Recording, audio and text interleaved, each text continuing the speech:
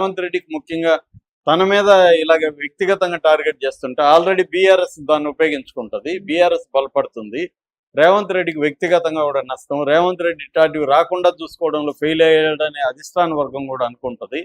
అందుకని ఇప్పుడు రేవంత్ రెడ్డికి కూడా ఇది ప్రెస్టేజ్ ఇష్యూగా మారిపోయింది.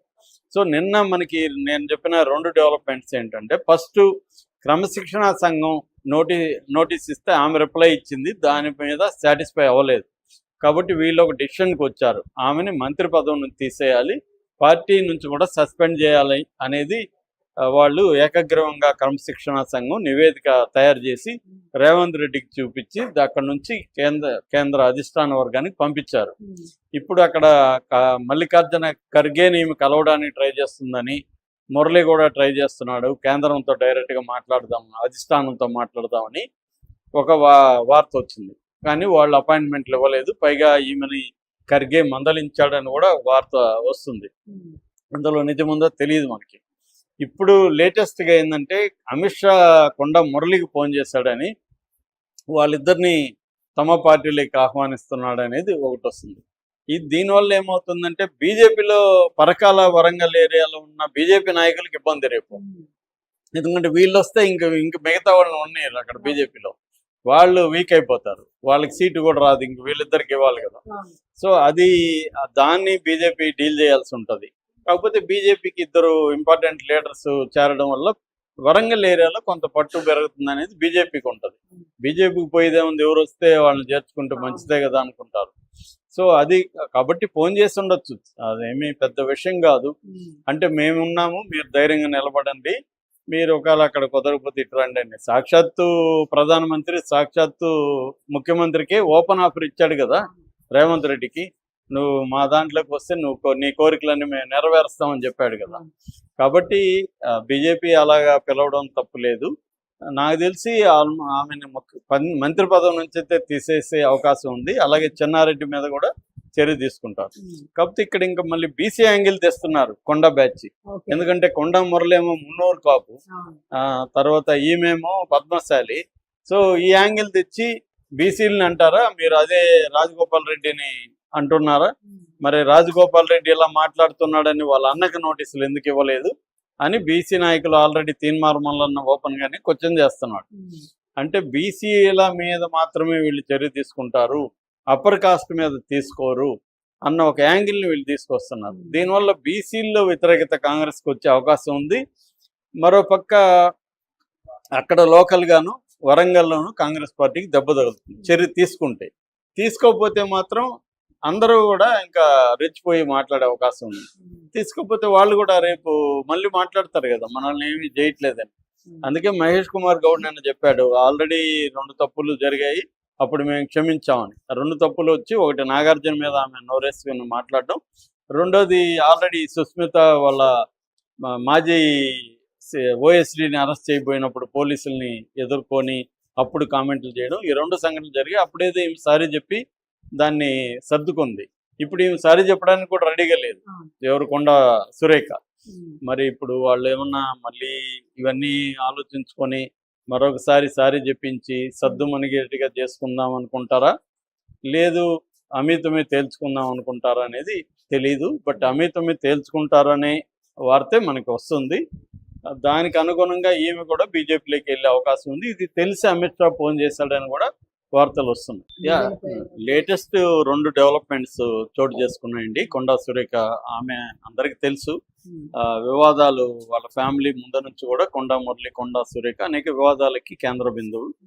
సో అయితే ఆమె లేటెస్ట్ వివాదం ఏంటంటే, వాళ్ళ కూతురు కొండా సుష్మిత పటేల్ ఆమె పేరు, ఈమె కొండా సురేఖ బర్త్డే సందర్భంగా డైరెక్ట్గా రేవంత్ రెడ్డిని అటాక్ చేస్తూ, నువ్వెవడు సీటు ప్రకటించడానికి, ఎందుకంటే పరకాల సీటు రేవూరి ప్రకాష్ రెడ్డి మళ్ళీ ఆయన్ని గెలిపించండి అని రేవంత్ రెడ్డి పిలిపించాడు. మళ్ళీ గెలిపించండి అంటే అర్థం ఏంటి, మళ్ళీ ఎమ్మెల్యేగా ఆయన కంటెస్ట్ చేస్తాడని. అది నువ్వెవరు చేసేయడానికి, అది అధిష్టానం కదా చెప్పాలి అనేది ఆమె ప్రశ్నించింది. నేను నిలబడతాను అక్కడ అనేది ఆమె చెప్పింది.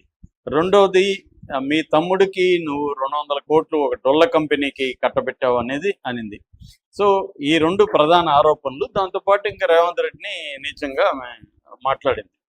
సో దాంతో రేవంత్ రెడ్డికి కానీ కాంగ్రెస్ పార్టీలో కానీ తీవ్ర వ్యతిరేకత వచ్చింది. ఇలాగా ఒక మంత్రి కూతురే మాట్లాడుతుంటే ఎలాగా అని చెప్పి ఆమెకి షోకాజ్ నోటీస్ ఇచ్చారు. నీ కూతురు వ్యాఖ్యలకి ఏం చెప్తావు? నా కూతురికి నాకు సంబంధం ఏంటి, అది ఆమె వ్యక్తిగత అభిప్రాయం, నాకేం సంబంధం. సో ఆమె పార్టీలో లేదు, ఆమె అభిప్రాయం ఆమె చెప్పింది, దానికి నేనెందుకు ఇది ఇవ్వాలి, కాబట్టి మీరు ఉపసంహరించుకోండి అని ఆమె చెప్పింది. సో తల్లి సురేఖ అక్కడ నుంచి గొడవలు మొదలైనాయి. ఇటు కాంగ్రెస్లో కూడా కొంతమంది 16 మంది ఎమ్మెల్యేలు, 2 ఎమ్మెల్సీలు సిఎల్పి హాల్లో మీటింగ్ పెట్టి ఈమెను పార్టీ నుంచి లేకపోతే మంత్రి పదవి నుంచి తీసేయాలని చెప్పారు.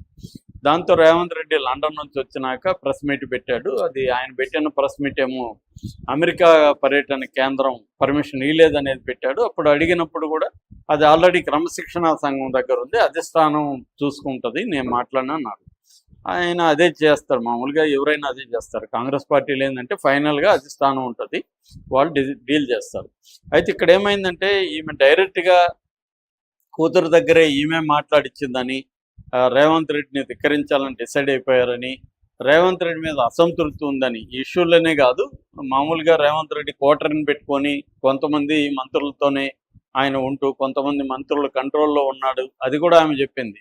కొంతమంది మంత్రుల కంట్రోల్లో ఉన్నాడని సుష్మిత కూడా చెప్పింది.